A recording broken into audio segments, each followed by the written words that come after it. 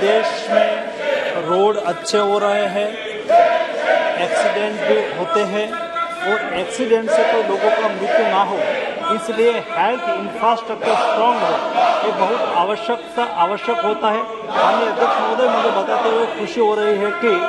भारत सरकार की ओर से ऐसी कोई स्थिति एक्सीडेंट हो या तो क्रिटिकल केयर तुरंत ही नियरेस्ट प्लेस पर मिल सके, इसलिए भारत सरकार ने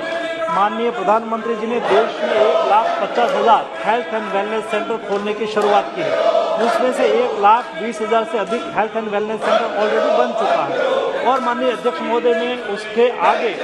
देश में कोई क्रिटिकल सिचुएशन हो, एक्सीडेंट हो गया हो, तुरंत ही क्रिटिकल केयर की आवश्यकता हो, उसके लिए ब्लॉक लेवल पर, डिस्ट्रिक्ट लेवल पर क्रिटिकल इंफ्रास्ट्रक्चर खड़ा करने के लिए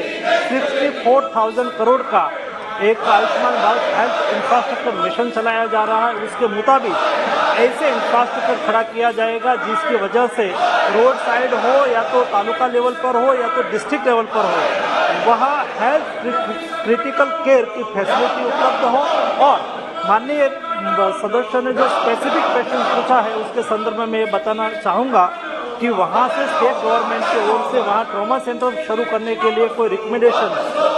हमारे पास आएगी तो नेशनल हेल्थ मिशन के तहत हम अवश्य आर्थिक सहयोग करेंगे।